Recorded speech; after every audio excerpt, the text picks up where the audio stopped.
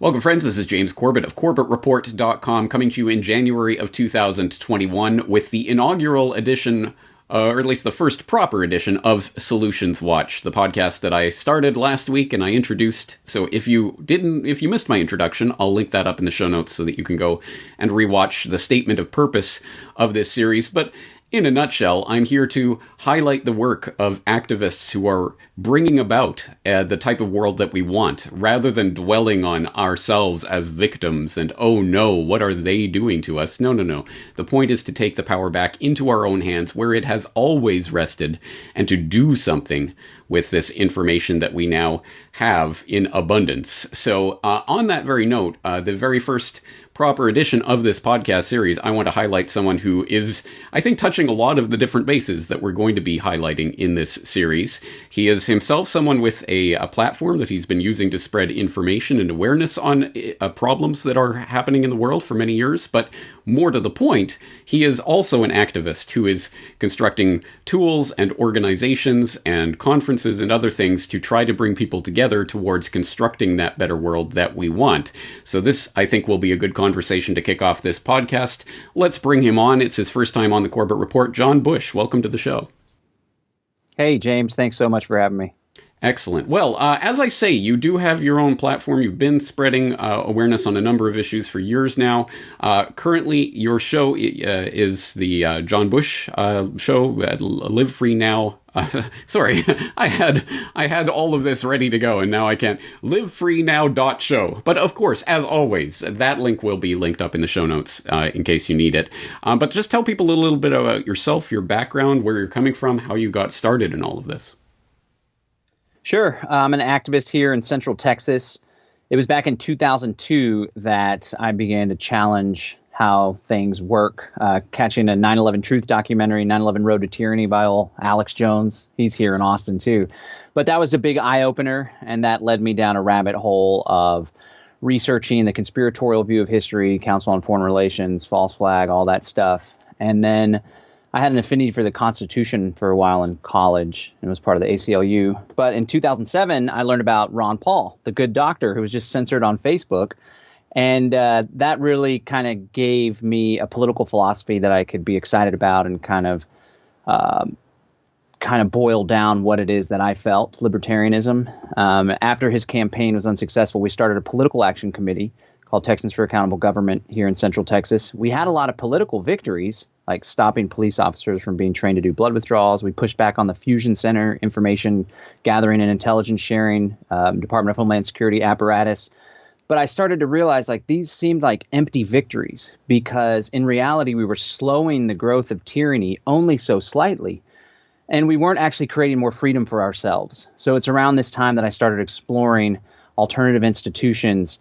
Even before I learned about cryptocurrency, the mother of my kids and I were encouraging people to use silver dimes at farmers markets. And that really was inspiring for me. And that's what my path has been on lately. I have 2 kiddos, so I'm all about parenting. I run a couple businesses, entrepreneurship. But really, when it comes to my activism, I'm interested in how can we get from here to there.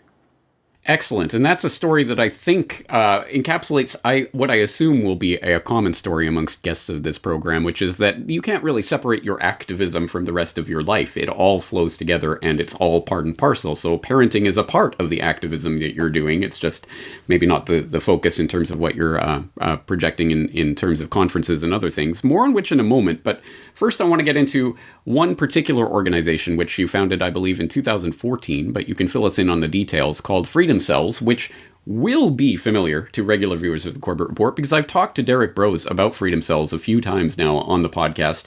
We had one conversation specifically about Freedomcells and directing people to freedomcells.org, telling them about this, but I am perplexed to note that still there are Corbett Report members in the Corbett Report comment section who from time to time say, is there any way that we can find out, where other people in our community are and how to organize with them? Yes, yes, there are. There is such a resource. We've talked about it many times. Let's talk about it again. Tell us about the founding of freedomcells.org.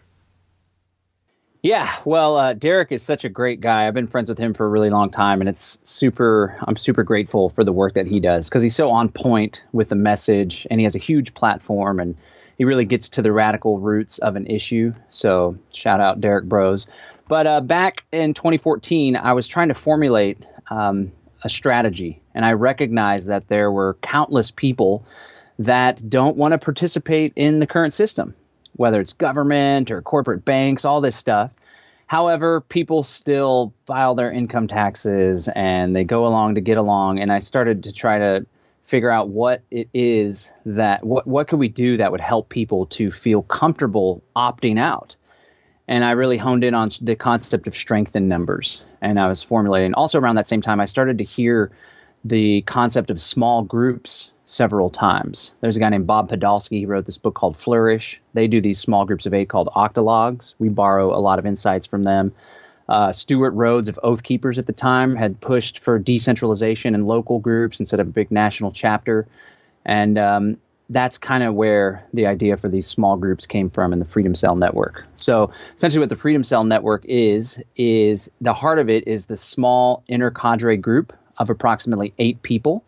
We choose the number 8 because 8 is the optimal number for maximum creativity, according to the research of this guy, John David Garcia, who worked with this guy, Bob Podolsky, in that book.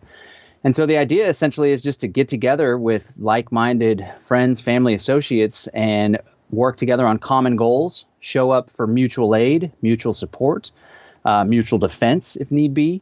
And from there, the inner cadre group links up with other inner cadre groups, approximately 8 groups of 8, to form what we call a middle cadre. This can stretch out across the region of a city or across a city.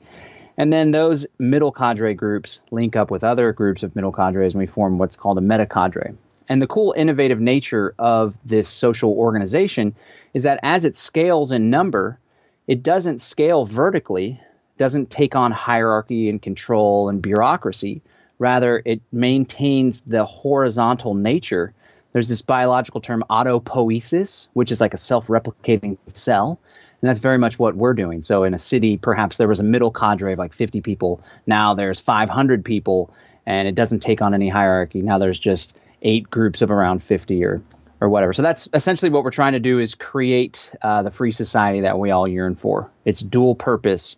On the one hand, we want to insulate ourselves and protect ourselves from traditional tyranny and this new crazy New World Order 2.0 technocracy stuff, Great Reset type stuff. But more importantly, we want to create a network. We want to create a means where human beings can live in line with their inherent sovereignty as beautiful, free, powerful human beings. And I think that this network can help people to achieve that. Absolutely. I think it's a wonderful idea, especially keeping the inner cadre to 8 people, which is manageable in terms of creativity, but also in terms of just human relations and being able to really know the people that you are working with and be able to see their strengths and weaknesses and where they're coming from and really get something done on the inner cadre level before hooking up with others. I think that is an important part of this process. And I am interested to note, I've often pointed to Robert Heinlein's The Moon is a Harsh Mistress as a great example of a template of what an anarchist revolution could look like. And it actually has a similar idea with similar cells linking together to form a bigger structure, although I think there are some key differences there. But I just note that is something that has been talked about before, and I think really is a valuable way forward. So, on that note, as I say, I know that there are people in the Corbett Report audience who know about this. I believe there is someone who has set up a Corbett Report members group on freedomcells.org. I know nothing about the specifics of this, so I now deputize whoever that was to be in the comment section, directing people to it and welcoming people in getting people on board with Freedom Cells, seeing if there are other people in your area. This is one way you can start connecting with real people in the real world to start shaping your real physical environment, let alone the bigger picture of what we're working towards here. So it is a valuable idea, and I will, of course, put the link into my previous conversation with Derek Broads about Freedom Cells if you want sort of the more general introduction. But let's move on to another exciting project that I know you're working on right now, because I happen to be involved with it in some small way. It's called the Greater Reset, not, of course, to be confused with the Great Reset, which we all know by now about the World Economic Forum and Klaus Schwab and his cronies working towards their Great Reset into the transhuman future of the Fourth Industrial Revolution. No, we're talking about the Greater Reset, which I think is in line with what I've called the People's Reset for 2021, but I'll let you explain it. Tell us about this idea, what it is, and how people can start to get on board with it. Yeah, so we're calling it the Greater Reset Activation, And more than being a traditional conference or festival, we are really going to be focusing on solutions, practical things that people can do in their everyday lives in order to find more freedom, in order to insulate themselves from the coming technocracy. So as your viewers are well aware, the World Economic Forum's Great Reset, which I appreciate. I had the same insight that it's like essentially a marketing plan, right? This has been carried out for quite some time. It's the same agenda, although they add a lot of the technology stuff, but it's essentially a marketing plan. So we want to create an alternative. We want to flip the paradigm. So the Great Reset is all about centralization of power. It's all about like a panopticon society, surveillance grid with like impact investing and social bond capital, all this crazy stuff. So we want to just invert that. So we are going to be offering solutions when it comes to environmental problems, when it comes to income and business. We want to encourage decentralization. We want to encourage permaculture instead of carbon tax credits and all this stuff. When it comes to your health, rather than relying on the big pharma, the whole congressional pharmaceutical industrial complex, we want people to get more in line with natural health, with having healthy soil, with naturopathic and holistic remedies. So, yeah, we brought together quite a list of speakers. Derek really went above and beyond with this collection. Of course, you're going to be speaking, which we're super excited to have you a part of it. We got Dr. Mercola, who has been putting out some really good content about the Great Reset. Dr. Vandana Shiva, she does a lot of work when it comes to pushing back against Monsanto and GMOs, and she is a big global activist. So we're super excited about Jack Spirko, of course, of the Survival Podcast, Richard Grove. And we want to invite people out. It's going to be live streamed January 25th through the 29th from around 6 to 9:30 or 9. Again, the website's thegreaterreset.org. But we're encouraging people to host watch parties because we don't want this. We don't want to just play into the Great Reset, right? And everything's all virtual and digital. We want people to get involved locally, meet in real life, build those human connections, right? Eye to eye, face to face, hugs, handshakes. Derek is actually going to be hosting an in-person event in Guanajuato, I think it is, in Mexico on the Pacific coast. So I think that'll probably be one of the bigger congregations. We're going to be doing something here in Austin. And there's no cost whatsoever, although I think it's $30 for the Mexico event to cover the cost of the space that they're going to be using. Anyone can tune in, again, at thegreaterreset.org. We invite you to join our Telegram channel, to subscribe to the newsletter. And I think people are going to leave not only with concrete steps that they can go home and implement, or maybe they'll already be home, but they'll also be inspired to take action and maybe have hope with all the world crashing down around us. There's still a lot of opportunity for good to come about. Absolutely there is. And as with everything, as I said in my introduction to this Solutions Watch series, there will be some ideas that will be applicable to you in your life and some ideas that will not be applicable. There will be some ideas that you're on board with and some ideas that you disagree with. But I think the point is to put the ideas on the table so that you can choose the ones that are best able to help you empower yourself to do something better in this world. And I guarantee you there will be ideas and solutions presented during this conference that will be useful for you, if for no other reason than because I will be part of that gaggle of speakers who will be presenting ideas, and I know I have some important ones to put on the table there. So I'm very much looking forward to this presentation. I will direct people again to thegreaterreset.org. Obviously, the link will be in the show notes if people need that, so that they can go and check out the list of speakers and the times.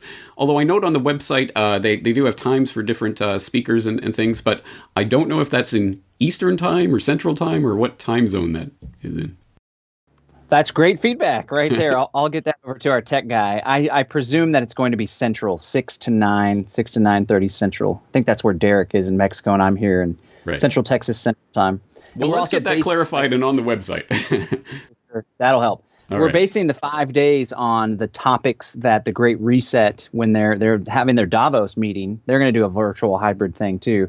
But, of course, the World Economic Forum meets every year, and they have these different focus areas, and we're going to base the layout of the event on those focus areas. So rather than the stakeholder capitalism and big government getting further involved in business and entrepreneurship, we're going to lay out the agora, agorism, the counter economics, entrepreneurship, cryptocurrency. We're going to talk about health and education, permaculture instead of the carbon tax, cap and trade, and decentralization. I'm really excited about the Digital Revolution Day. We're going to be talking about encryption and how we can opt out of the surveillance state and the big tech tyranny that we see coming down the pike. And then finally, on the final day, the 29th, it's a Friday, that's when we'll focus on community building, alternative organizations, how we can put forward some big changes so people don't have to rely on government as a means of organizing society. We're social animals, we're social beings, and we want to relate to one another, and we want to create stability and certainty. I think there's a lot better ways to do it than the traditional top-down hierarchy. So all that stuff's going to be agree. Yeah. And let me say this: I am not only excited to be participating in this as a speaker, but as someone who will be watching many of these presentations, and definitely I venture to say, I make a bold prediction that some of these speakers will probably be featured in Solutions Watch editions in the future. So I think it is going to be worth our time. And as you say, it's free to the public, and public participation is going to be an important part of this. So if you are able to host an actual in-person, real-live watch party, please do so. And perhaps you can sort that out with your Freedom Cell, because you're going to be going to freedomcells.org and connecting with people in real life. This is the way we start activating and start making a difference. So I'm very excited about this. Finally, John, I know we talked about this when I was on your program, but I want you to tell my audience about it. I know you've been doing some in-person events, actually bringing people together in real meet space to see each other and exchange information face-to-face. Tell us a little bit about that and how that's going in the age of this great reset. Well, we're super thankful to have a space that we meet. It is like an art space, a dance space. It's been around for a while, kind of serving the alternative community. And they recently created a church. So it's the Church of the Ministry of Sacred Geometry. But that, I don't know if that gives us a little cover or whatever. But for the past 3 months, we've been hosting a monthly Central Texas Freedom Cell meetup. The first one had like 45 people. The next one had 50. The most recent one had 60. And a lot of people, I think, are super excited to be going out and engaging in human interactions. Now, there's a lot of controversy whether COVID's real or not, isolated or not, whatever. At the end of the day, people need human connection. Maybe if someone's really susceptible or whatever, then they can make that choice. But we're human beings. I mentioned that we're social creatures. So it's a really good opportunity for people to get out and network. And the buzz at these meetings has been so big and so major that a lot of people are leaving inspired and hopeful. Because if you just spend all your day behind a computer watching the latest crazy siege of the Capitol and all this crazy stuff going on, then you could really get disillusioned. But whenever you go out and you experience the magnitude of freedom in the world, more freedom than there is tyranny, then I think you can align with that. You can help to manifest that in your life. So yeah, the Freedom Cell meetings are going really well. And you mentioned the website, freedomcells.org. We have a member map feature. So you can go sign up. It's totally private. We run the website, right? It's not big tech. You sign up, you put an address. You can put your home address, although I would put a park down the street or a coffee shop just for security purposes. And then you go to the member map and you can see if there's people already in your area. And chances are, if you're in a decent sized metropolitan area or a mid-sized city, there's going to be several people that are there. So you can reach out to them. You can reach out to the cell. You can try to get tapped into the community. And if there's not a lot of people that are there, please don't complain to me and Derek. That just means that it's your opportunity to take a leadership role in helping to expand this network. Exactly right. Yeah. I see that sometimes as well. Well, there's no one in my area. Well, you're the person in your area, and you will be the beacon that will attract other people. So absolutely, this is the way that it's done. I'm very excited about these ideas and the way that the people are now. I see it. I see it all the time in the comments, in everything that I'm observing in terms of reactions and interactions with other people. People are hungry for what can we do about this? Well, first of all, you start finding the other people who want to do something, and you work together to create something better. Because the bad guys, the they, them, those who are doing this to us poor helpless victims, they know how to work together towards an agenda. So we better learn how to do that ourselves. And this is why this work is so important. I'm very glad to be highlighting it. Once again, freedomcells.org, thegreaterreset.org. Those links will be in the show notes, as well as livefreenow.show. Sorry for butchering that link earlier in the conversation. Just before we go, tell people about the work that you do there and the types of conversations that you have. Yeah, I've done podcasting and radio for, almost a decade now. I wish I would have done a consistent podcast the whole time, though. But I just recently restarted it last year. And the tagline is news, views, tips, and tools you can use to live a free, prosperous, and healthy life. So it's much of the same stuff we talked about here.